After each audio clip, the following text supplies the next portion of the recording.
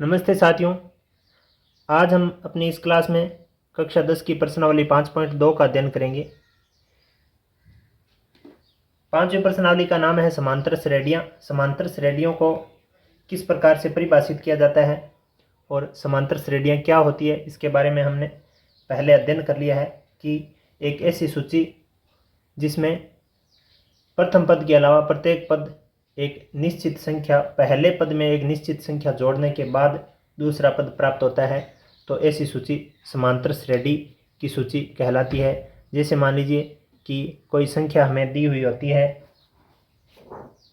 हमें कोई भी संख्या दी हुई होती है, जैसे मान लीजिए 5, उसके बाद एक निश्चित संख्या प्रथम पद जुड़ने के बाद जैसे 8 आ जाती है, यानी कहने का मतलब 5 से 8 आए तो कितना जुड़ के आया, 3। अब ऐसे ही अगर फिर 3 जुड़ के अगली संख्या आ जाती है 11, फिर 3 जुड़ के अगली संख्या आ जाती है 14, तो ये एक समांतर श्रेणी होती है। इसके अलावा मान लीजिए कोई अन्य समांतर से ऐसी संख्याओं की सूची हो जाती है जिसमें क्रमागत पदों के बीच अंतराल समान नहीं होते। जैसे मान लीजिए पहला पद 4 आ गया, फिर अगला 6 आ गया, इसका मतलब 2 जुड़ने से प्राप्त हुआ, उसे अगला 8 आ जाए, इसका मतलब ये 2 जुड़ने से प्राप्त हुआ, उसे अगला अगर 10 आ जाए तो ये भी 2 जुड़ने से प्राप्त हुआ। इस प्रकार से ये जो सूची बन रही है ये कैसी सूची है, समांतर श्रेणी की सूची है, और ये अनंत तक चलती जाती है। जहाँ से श्रेणी शुरू होती है उसको प्रथम पद बोलते हैं, प्रथम पद जिसको ए से लिखते थे, और पदों के बीच के अंतराल को सार्वयंतर बोलते हैं, जिसको हमने कॉमन डिफरेंस डी से प्रदर्शित किया था। अब इसके बाद हम समांतर श्रेणियों के पदों को ज्ञात करने की विधि यहाँ पे सीखेंगे। देखिए, समांतर श्रेणियों को पदों को समांतर श्रेणी के पदों को याद करने के लिए उन्हें हम इस प्रकार से पढ़ेंगे कि अगर किसी भी श्रेणी का प्रथम पद क्या होता है, ए, और सार्वयंत्र डी वाली एक एपी का तात्पर्य अर्थमेटिक प्रोग्रेशन, यानी समांतर श्रेणी का एनवां पद अगर हमें निकालना है, एनवें का मतलब 1वां, 2वां, 3वां, 4वां, 5वां, एन का कोई भी मान हो सकता है, उसका सूत्र है ए एन बराबर A plus N minus 1 into D. यानी ए में डी का जितने नंबर का पद हमें ज्ञात करना है उसे एक कम एन माइनस 1 इंटू डी जोड़ना है, प्रथम पद में द्वारा प्राप्त होता है। ए एन को एपी का अर्थमेटिक प्रोग्रेशन यानी समांतर श्रेणी का व्यापक पद या जनरल टर्म्स भी कहते हैं। यदि एपी में एम पद होते हैं तो उसको हम क्या नाम दे देंगे, ए एम वा पद इसके अंतिम पद को निरूपित करता है। जैसे एन पद होता है तो ए एन, उसमें एम पद होते हैं तो ए एम, अगर टी पद होते हैं तो ए टी, इसके अंतिम पद को निरूपित करता है। इसे कभी कभी एल द्वारा भी व्यक्त किया जाता है। एल का मतलब होता है लास्ट पद, एल का जो एल लिया गया है वो लास्ट नाम से लिया गया है। अब देखिए, हम इन बातों को आप अपनी कॉपी में नोट कर सकते हैं। व्यापक पद किसे कहते हैं और एनवां पद कैसे ज्ञात किया जाता है। अब हम इसके बाद इस प्रश्न में आए हुए सवाल की बिंदुगत प्रश्नों की बात करते हैं। देखिए, हमने अभी अभी अपने पैनल पे पढ़ा कि एनवां पद ज्ञात करने का जो सूत्र होता है वो होता है A plus N minus 1 into D.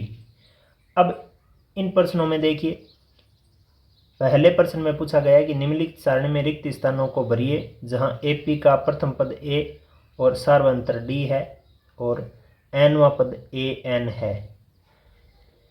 यहाँ पे हमें इस सूत्र में देखिए ए एन और डी चार चर राशियाँ या 4 राशियाँ मिल रही है। 4 में से कोई भी अगर हमें 3 ज्ञात होती है तो हम पक्षांतरण के द्वारा उसे ज्ञात कर सकते हैं। यहाँ देखिए, पहले बिंदुवत प्रश्न में हमें ए डी और एन का मान दिया गया है, ए एन पूछा जा रहा है, तो इसको हम ज्ञात करने के लिए इस सूत्र में जो मान दिया हुआ है वो लिखेंगे, जो नहीं दिया हुआ है उसकी जगह उस चर का ही रूप रखेंगे। जैसे ए एन नहीं दिया गया है इस पहले बिंदु में तो ए एन बराबर लिखेंगे ए का अपना जो मान है, पहले बिंदुवत प्रश्न को हम यहाँ पे हल कर रहे हैं, ए का जो मान है वो है 7 प्लस एन का जो मान है वो है 8, तो 8 माइनस 1 है अपने सूत्र में, एन माइनस 1 है तो 8 माइनस 1 हो जाएगा, इंटू डी का मान इसमें 3 दिया गया है। अब हम क्या करेंगे, बोर्ड मास के नियम से सबसे पहले ब्रैकेट हल किया जाता है, तो ये हो जाएगा 7 + 7 × 3, ये ब्रैकेट हल हो गया तो 7 आ गया इसकी जगह। अब देखिए बोर्डमास के नियम से पहले मल्टीप्लिकेशन हल होगा तो ये हो जाएगा 7 + 21 बराबर इसका उत्तर हो जाएगा 28। यानी अपने पहले बिंदुवत प्रश्न का जो हल आया, यानी इस रिक्त स्थान में जो मान आएगा वो आ जाएगा 28। पहले बिंदुवत प्रश्न का उत्तर हुआ 28। इसी प्रकार अब हम दूसरे में भी इसी सूत्र के माध्यम से रिक्त स्थान की पूर्ति करेंगे। देखिए सूत्र अपना यही है, an = a + n - 1 × d। इसमें हम चेक करते हैं कि क्या क्या दिया गया है। an का मान इसमें दिया गया है तो हम लिखेंगे 0 बराबर a का मान इसमें दिया गया है -18, ठीक है, प्लस n - 1, n का मान इसमें दिया गया है 10, 10 - 1 कर देंगे, इंटू d नहीं दिया गया तो d की जगह d ही हम रहने देंगे। अब देखिए क्या होगा, इस 18 का हम पक्षांतरण इस तरफ करेंगे तो यहाँ आ जाएगा 18 बराबर बचेगा, इस 10 - 1 को हल करेंगे तो 9 × d बचेगा। यानी यहाँ पे 18 के बटा में क्या आ जाएगा, 9 आ जाएगा। यहाँ क्या बचना है, सिर्फ d बचेगा। भाग कितनी बार जाएगा, 2 का। इसका मतलब d का इसमें मान कितना आ गया, 2। कहने का तात्पर्य ये हुआ कि अपने दूसरे बिंदुगत प्रश्न का जो रिक्त स्थान था जो d पे लिखा गया था उसमें उत्तर आएगा अपना 2। कैसे आएगा वो हमने यहाँ पे हल कर लिया है। अब हम तीसरे बिंदुवत प्रश्न को भी इसी सूत्र के माध्यम से ज्ञात करेंगे। ये सूत्र अपना an = a + n - 1 × d है। तो an का मान हमें इस प्रश्न में दिया गया है -5, तो हम लिखेंगे -5 बराबर a प्लस करना है तो a का मान हमें नहीं दिया गया है तो हम a की जगह a रखेंगे, प्लस n - 1 करते हैं तो n का मान 18 है -1 इंटू d की जगह -3 इस प्रश्न में आया हुआ है, ये देखिए। अब देखिए हम क्या करेंगे, यहाँ पे हम इस -5 को रखेंगे बराबर में a के प्लस में हम लिखेंगे 17 × -3। अब हम एक बार और इसको हल करते हैं, -5 बराबर लिखेंगे a - 51, 17 × -3 51 हो जाएगा। ये 51 इस तरफ आएगा तो यहाँ a बचेगा जो -5 है उसके प्लस में आ जाएगा 51। इसका मतलब जो a का मान आएगा वो कितना आ जाएगा, देखिए 51 प्लस का है 5 माइनस का है, ये आ गया 46। इसका मतलब अपने जो तीसरे बिंदुवत प्रश्न का जो उत्तर मिलेगा हमें वो मिलेगा 46। कहने का मतलब तीसरे बिंदुवत प्रश्न के रिक्त स्थान में मान आया है 46। अब हम इसके आगे के चौथे बिंदुवत प्रश्न को भी यहाँ हल कर लेते हैं। चौथे बिंदुवत प्रश्न में क्या मान दिया गया है और क्या हमें ज्ञात करना है। देखिए सूत्र अपना यही लगना है, an = a + n - 1 × d। तो an का मान इसमें दिया गया है 3.6 बराबर a का मान दिया गया है -18.9 प्लस n का मान इसमें नहीं दिया गया तो n - 1 लिखेंगे, इंटू d का मान दिया गया है 2.5। अब देखिए हम पक्षांतरण करेंगे अलग अलग पदों को, किस प्रकार से इसका हल हमें प्राप्त होगा।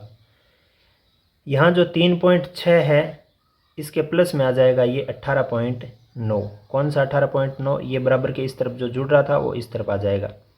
बराबर में जो संख्याएं बचेगी वो बचेगी n - 1 × 2.5। अब हम क्या करेंगे, इन दोनों को जोड़ेंगे तो कितना आ जाएगा, 22.5 आ जाएगा। बराबर में संख्या बचेगी वो बचेगी n - 1, और जो n - 1 के गुणा में जो 2.5 है वो इसके भाग में आ जाएगा 2.5। ध्यान रखना, यहाँ देखिए n बचेगा, बराबर के इस तरफ क्या बचना है, सिर्फ n बचेगा। यहाँ 22.5 में 2.5 का भाग जाएगा 9 बार, और ये जो n में 1 घट रहा था वो इस तरफ जुड़ जाएगा तो n का जो मान आएगा वो आ जाएगा 10। ये अपने चौथे बिंदुवत प्रश्न का एक प्रकार से हल हुआ। कहने का मतलब जो इसके चौथे बिंदुवत प्रश्न में जो रिक्त स्थान था उसमें मान आना है 10। अब देखिए आगे हम इसके 5वें प्रश्न को भी हल यहाँ पे कर लेते हैं। 5वें प्रश्न में देखिए किस प्रकार से हल होगा। 5वें प्रश्न में क्या क्या संख्याएं दी गई है वो हमें पहले देखनी होगी। 5वें में ए एन देखते हैं। ए एन दिया हुआ है क्या? ए एन नहीं दिया गया है, तो हम लिखेंगे ए एन की जगह ए एन बराबर ए दिया हुआ है 3.5 प्लस एन माइनस 1 करना है तो 105 माइनस 1 करेंगे। एन का मान 105 दिया है, डी का मान इंटू डी इंटू 0।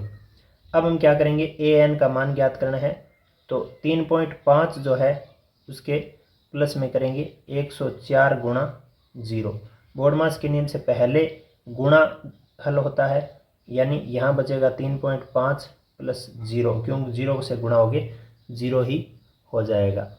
आगे देखिए अब हम 3.5 में 0 जोड़ेंगे तो ये हल जो आएगा वो 3.5 ही आ जाएगा, यानी ए एन का जो मान आएगा वो 3.5 ही आएगा। कहने का मतलब ये जो अपने 5वें बिंदुवत प्रश्न का जो उत्तर मिला है हमें वो मिला है 3.5, अर्थात यहाँ पे जो रिक्त स्थान में संख्या आनी है वो आनी है 3.5। इस प्रकार से हमने इस पहले प्रश्न के सारणी के सभी प्रश्नों को यहाँ पे हल कर लिया है। आप अपनी कॉपी में इनको नोट कर लीजिए तथा पुनः एक बार आप इसका स्वयं अभ्यास जरूर कीजिए।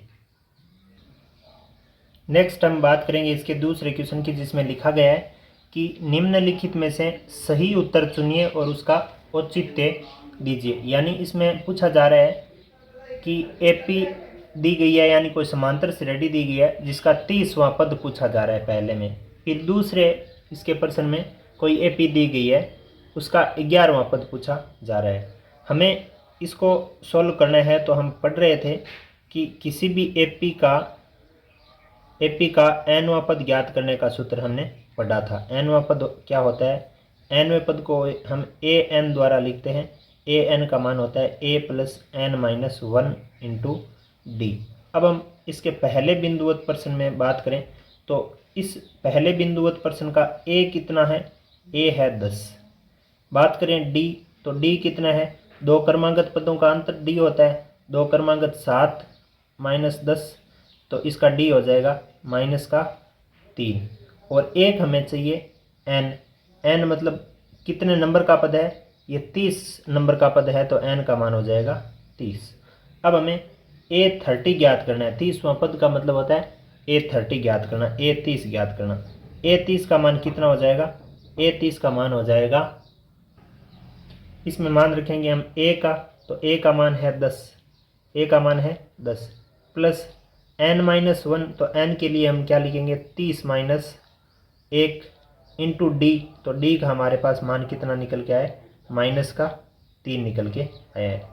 अब आगे देखो इसको हल करते हैं। तो बोर्डमास का नियम आपको पता होना चाहिए कि सबसे पहले ब्रैकेट, फिर ऑर्डर, डिवाइडेशन, मल्टीप्लिकेशन, एडेड और सब्ट्रैक्शन, ऐसे बोर्डमास का नियम था। तो सबसे पहले हम इस ब्रैकेट को हल करेंगे। तो ब्रैकेट का हल कितना आ जाएगा? 29। उसको गुणा करना पड़ेगा हमें माइनस के 3 से।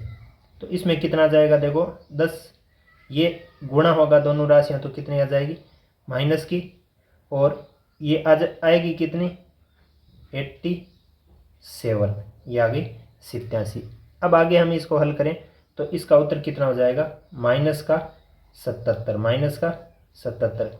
अतः इसका ऑप्शन कौन सा है? माइनस का 77 ऑप्शन कौन से ऑप्शन में है?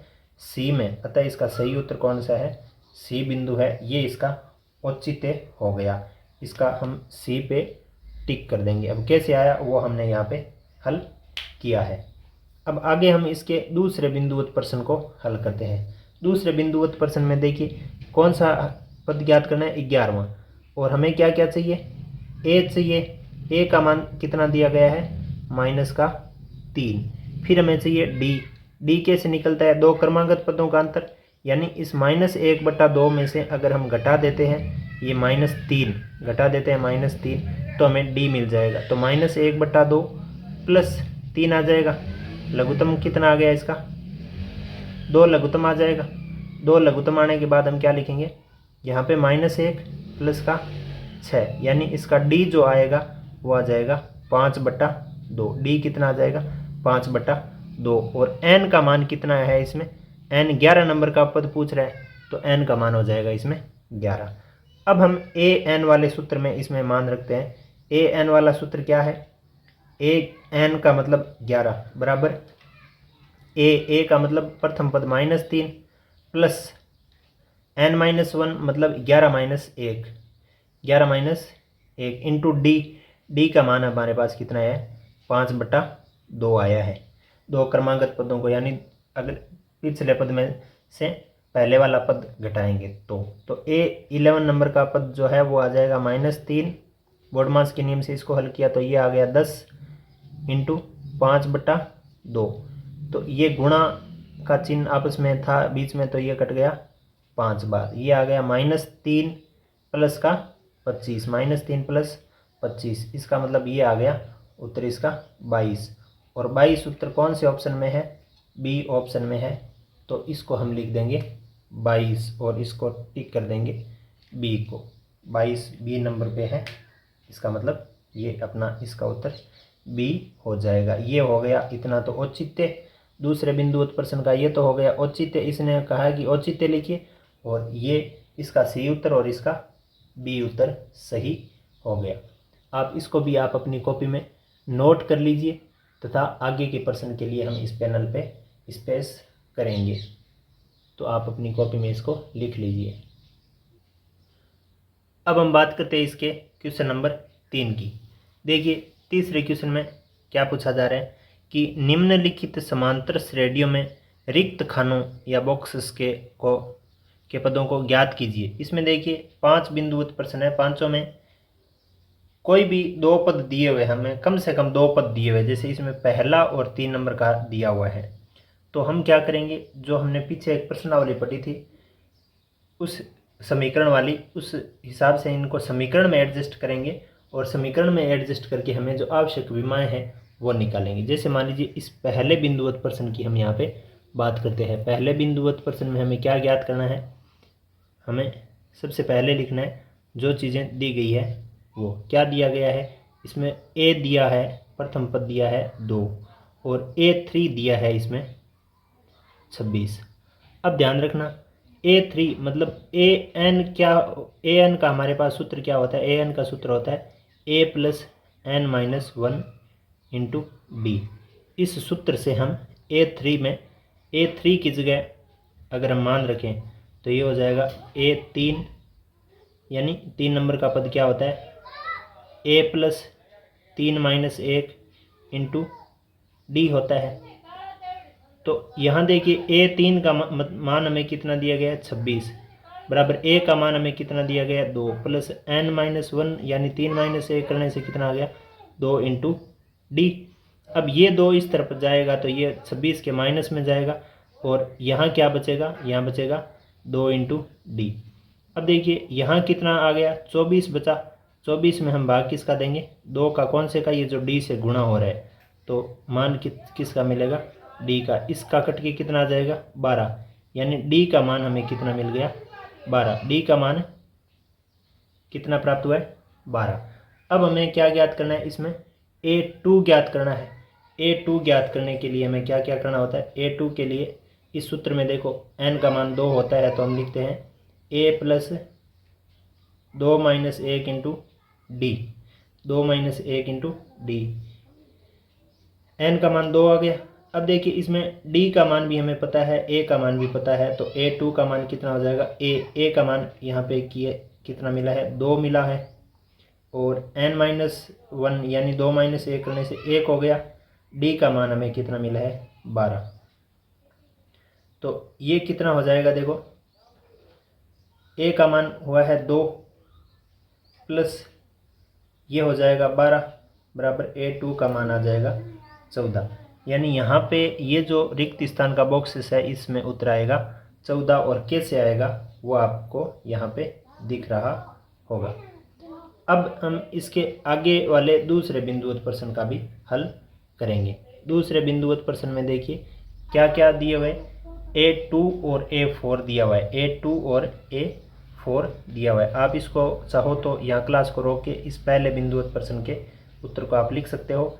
अब हम इसके दूसरे बिंदुवत प्रश्न का हल करेंगे। कैसे देखिए, A2 में दूसरे बिंदुवत प्रश्न में सबसे पहले दिया हुआ है A2, 2 नंबर का पद दिया हुआ है 13 और एक दिया हुआ है A4 दिया हुआ है 3। अब देखिए हम इसको हल करते हैं तो कैसे हल होगा। A2 का मान वास्तव में कितना होता है, A2 का मान जो AN बराबर A plus N minus 1 into D से अगर निकालें तो इसका भी निकालेंगे इसका भी निकालेंगे तो A2 का मान कितना हो जाता है, A2 का मान होता है A प्लस डी और A4 का मान कितना होता है A प्लस 3D। A4 का मान कितना होता है A प्लस 3D। तो यहाँ अब दोनों को अगर हम अलग अलग लिखें, जैसे यहाँ थोड़ी स्पेस करके हम लिख देते हैं, A4 का मान कितना होता है A प्लस 3D होगा क्योंकि N माइनस 1D। अब इसमें देखो A2 का मान हमें वास्तव में दिया हुआ कितना है 13 बराबर क्या होता है A प्लस डी। ये हो गई अपनी समीकरण नंबर 1। यहाँ A4 का मान हमें दिया हुआ कितना है 3 बराबर A प्लस 3D। ये हो गई अपनी समीकरण नंबर 2। अब हम क्या करेंगे, समीकरण नंबर 2 में से समीकरण नंबर 1 को घटाएंगे। समीकरण नंबर अपनी जो 2 आई है उसमें से हम घटाएंगे किसको, समीकरण नंबर 1 को। घटाने से देखिए क्या होगा, समीकरण नंबर 2 अपनी क्या है, यहाँ पे लिखा हुआ है 3 बराबर A प्लस 3D और उसमें से घटा रहे हैं समीकरण नंबर 1 को। 1 नंबर समीकरण अपनी कितनी है 13 बराबर A प्लस डी। तो चिन्ह बदल जाएगा, इसका माइनस हो जाएगा, इसका माइनस हो जाएगा, इसका माइनस हो जाएगा, ये माइनस कर रहे तो ये यहाँ पे आएगा इसका मान माइनस का 10 बराबर ये A से A कट जाएगा, यहाँ बचेगा माइनस का 2D यानी D का जो मान आएगा वो कितना आ जाएगा -10/2। -10/2 कितना होता है -5। अब हमें देखिए आगे क्या क्या ज्ञात करना है। इसमें ज्ञात क्या करना है, एक तो A1 ज्ञात करना है और A3 ज्ञात करना है। तो अब इस D के मान को हम समीकरण नंबर 1 में रखेंगे। D का मान हम कहाँ रखेंगे, D का मान समीकरण नंबर 1 में हम रखेंगे। अब समीकरण नंबर 1 अपनी क्या है वो अपने बोर्ड पे लिखी हुई है। 1 नंबर समीकरण में रखने पर देखिए 1 नंबर समीकरण में क्या है 13 बराबर A प्लस डी है, तो हम करेंगे 13 बराबर A प्लस -5। क्यों, D की जगह -5 आ जाएगा, D की जगह क्या आ जाएगा -5। अब देखो यहाँ अब आगे हम पक्षांतरण करेंगे तो 13 के प्लस में आ जाएगा 5 बराबर में क्या रहेगा A का मान कितना आ जाएगा 18। A का मान कितना आ जाएगा 18 यानी इसके पहले जो बॉक्स में जो संख्या आएगी वो आएगी 18। पहले बॉक्स में कितनी संख्या आएगी 18 इसके बॉक्स में संख्या आएगी। अब हमें ज्ञात करना है A3 के लिए क्या करना होता है A प्लस 2D ज्ञात करना होता है। A3 यहाँ पे A3 है ना, 1 नंबर 2 नंबर 3 नंबर पद A प्लस 2D होता है। तो इसका A तो हमें मिला है 18 प्लस 2 इंटू D हमें मिला है -5। तो देखिए यहाँ पे 18 के प्लस ये दोनों संख्याएं जब गुणा होगी तो माइनस क्या 10 आ जाएगा, यानी इसका जो मान आ जाएगा वो आएगा 8। यानी यहाँ पे जो 3 नंबर वाले पद में संख्या आएगी वो आएगी 8। इसके हम दूसरे बिंदुवत प्रश्न का हल यहाँ हम दो संख्याओं को ज्ञात करने के बाद कर चुके हैं कि एक तो आ गई 8 और एक आ गई 18। इसको यहाँ पे हमने 18 और 8 लिख दिए। ये दूसरे बिंदुवत प्रश्न का उत्तर भी आप अपने बोर्ड के पैनल पे देख पा रहे हैं। इसे भी आप अपनी कॉपी में नोट कर लीजिए। यहाँ से हम इस पैनल को रिमूव करके हम आगे के प्रश्न को इस पैनल पे हल करेंगे। तीसरे बिंदुवत प्रश्न को इसको हम हल करेंगे। अगला अपना ये जो तीसरा प्रश्न है उसके बारे में हम बात करते हैं। तीसरे में देखिए क्या क्या दिया गया है। ए यानी प्रथम पद दिया गया है और प्रथम पद और चौथा पद यहाँ पे दिया गया है। तो सबसे पहले हम क्या लिखेंगे, इसके प्रथम पद यानी इस तीसरे प्रश्न के लिए हम हल कर रहे हैं। तो तीसरे प्रश्न में ए दिया हुआ है 5, ए दिया हुआ है 5 और A4 दिया हुआ है 9 सही है 1/2 का हम सीधा लिखें तो 9 2 18 और 1 19/2 हो जाएगा। अब हम सूत्र लगाएंगे कौन सा, AN बराबर A plus N-1 into D वाले सूत्र से हम इसको हल करते हैं। तो इसे अगर हम हल करें तो हमें A4 दिया हुआ है, तो A4 के लिए हम हल करना चाहें तो A4 का मान कितना हो जाता है, A प्लस 4-1 इंटू डी। अब हम अलग अलग मान रखेंगे। A4 का मान दिया हुआ है 19/2 बराबर A का मान दिया हुआ है 5 प्लस 4-1 कितना हो जाएगा 3 इंटू डी का मान हमें पता नहीं है, डी का मान हम पता करना चाह रहे हैं। अब क्या करेंगे, हम करेंगे पक्षांतरण किसका, इस 3D को तो यहाँ एक बार यहीं रहने देते हैं, 19/2 के माइनस में भेज देते हैं 5, तो माइनस में भेजने से ये आएगा कितना 2 लघुत्तम आएगा 19 माइनस 10, 19 माइनस 10 का मान कितना हो जाएगा 9/2 हो जाएगा। बराबर में जो 3D है ना यहाँ पे वो इस यानी D के गुणा में जो 3 है वो यहाँ पे 1/3 आ जाएगा, 3 कट जाएगा तो D का जो मान आ जाएगा वो आ जाएगा 3/2। अब हमें सिर्फ D का मान मिला है। अब D का मान मिलने से मात्र से ये पद नहीं भरे जा सकते। ये पद कब भरे जाएंगे, ये पद भरे जाएंगे हम एक बार तो A2 ज्ञात करेंगे। A2 कितना होता है, A प्लस डी होता है। A प्लस डी का मतलब हुआ कि 5 प्लस 3/2। A का मान 5 है ना यहाँ दिया हुआ है और D का मान 3/2 आया है, तो 2 लघुत्तम आ गया, 2 लघुत्तम आ गया तो यहाँ आ गया 10 प्लस 3 बराबर 13/2। यानी यहाँ पे जो संख्या आएगी वो आ जाएगी 13/2। अब देखिए एक और हमें निकालना है A3 निकालना है। तो A3 क्या होता है, A प्लस 2D होता है। तो A का मान हमारे पास कितना है 5 प्लस 2 इंटू डी का मान कितना है 3/2। ये देखिए 2 से ये 2 कट जाएगा तो कितना आ जाएगा 5 प्लस 3 बराबर इसका उत्तर आ जाएगा 8। यानी A3 का मान कितना आया है 8। इस प्रकार से इसके तीसरे बिंदुवत प्रश्न को भी हमने यहाँ तक हल कर लिया है। आप चाहो तो इस क्लास को यहाँ रोक के इन तीसरे बिंदुवत प्रश्न को हल कर लीजिए, लिख लीजिए। हम इसके आगे चौथे बिंदुवत प्रश्न को यहाँ हल करेंगे। देखिए अब हम क्या हल करेंगे इसके चौथे बिंदुवत प्रश्न को। चौथे बिंदुवत प्रश्न में क्या दिया गया है, चौथे बिंदुवत प्रश्न में सबसे पहली जो संख्या दी गई है वो दी गई है A का मान है -4 और एक संख्या दी गई है A1 A2 A3 A4 A5 A6 दिया गया है। A6 का मान दिया गया है 6, A6 का मान कितना दिया गया है 6। अब हम यहाँ पे सूत्र कौन सा लगाएंगे, AN बराबर AN पद ज्ञात करने के लिए A plus N-1 into D वाला सूत्र होता है। यहाँ पे देखिए A6 की बात करें तो A6 के बराबर A प्लस 5D होता है। A प्लस क्यों N-1 5 माइनस 1 नहीं 6 माइनस 1 5 हो जाएगा। अब यहाँ पे क्या दिया गया A6 का मान 6 है बराबर A6 का मान 6 बराबर A का मान -4 प्लस 5 इंटू डी का मान हमें पता नहीं है। ये -4 पक्षांतरण होगा तो 6 के प्लस में आ जाएगा 4 और यहाँ बचेगा 5D। यहाँ देखिए जुड़ के कितना हुआ 10 और इसके बटा में आ जाएगा 5, कौन सा जो D के गुणा में था। यहाँ से ये कट के आ जाएगा 2, इसका मतलब जो D का मान मिला है वो हमें मिला है 2। अब D का मान मिलने मात्र से ये पद हल नहीं हो जाते हैं।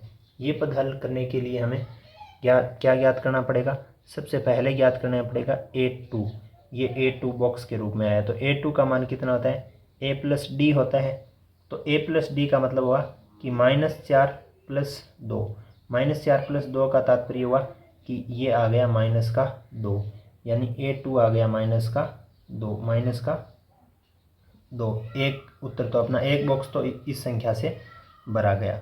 अब दूसरा बॉक्स किससे भरा जाता है A3 से। A3 का मान कितना होता है A प्लस 2d होता है, तो a प्लस 2d देखिए a का मान अपने पास कितना -4 प्लस 2d का मतलब 2 इंटू 2, क्योंकि d का मान 2 है ना, तो ये हो गया -4 प्लस 4, यानी इसका उत्तर आ गया 0। इसका उत्तर कितना आया है? 0 आया है, तो ये A3 का मान यहाँ पे लिखेंगे हम 0। अब देखिए इसमें हम आगे करेंगे, A4 ज्ञात करना है। A4 के लिए क्या क्या करना होता है?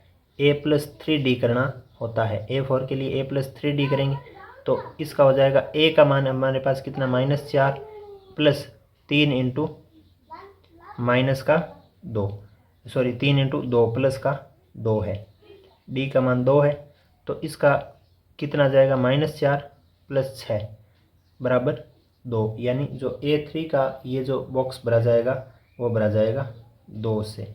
अब A4 वाला ये आ गया प्लस का 2, A5 और ज्ञात करना है। तो A5 ज्ञात करने के लिए क्या करना होता है? A5 के लिए हम करते हैं a प्लस 4d करना होता है इस सूत्र से। ये सूत्र हमने यहाँ पे पहले ही शुरू में लिख लिया था।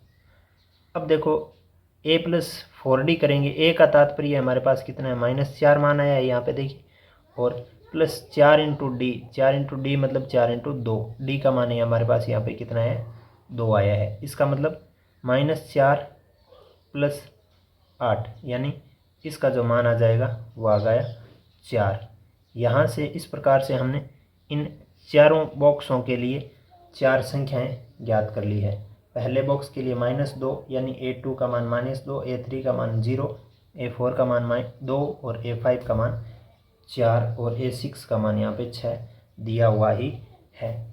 इस प्रकार से हमने इसके इस चौथे प्रश्न को भी समझ लिया है। आप इसको चाहो तो अपनी कॉपी में नोट कर सकते हैं, अन्यथा आप स्क्रीनशॉट लेकर भी इसको सेव रख सकते हैं। क्लास के लास्ट में आप इसको लिख लीजिएगा। लिखने के बाद आप स्वयं इसका अभ्यास ज़रूर कीजिएगा। अभ्यास करने से ही मैथ्स के सारे प्रश्न आप सदा के लिए ज्ञात रख सकते हो। ये अपना तीसरे प्रश्न का उत्तर है। और अगर यहाँ आप अगर देखना चाहो तो ये तीसरे और ये चौथे दोनों प्रश्नों का उत्तर आपको यहाँ दिखाई दे रहा है। अब आगे के पैनल पर हम बात करने वाले हैं नेक्स्ट इसके 5वें बिंदुवत प्रश्न की, ताकि इसलिए आप इनको लिख ज़रूर लीजिए। अब हम बात करेंगे इसके बिंदुवत प्रश्न नंबर 5 की। 5वें बिंदुवत प्रश्न में देखिए दो जो पद दिए गए हैं वो A1 का बॉक्स है, A2 दिया गया है, A3, A4, A5 और A6 दिया गया है।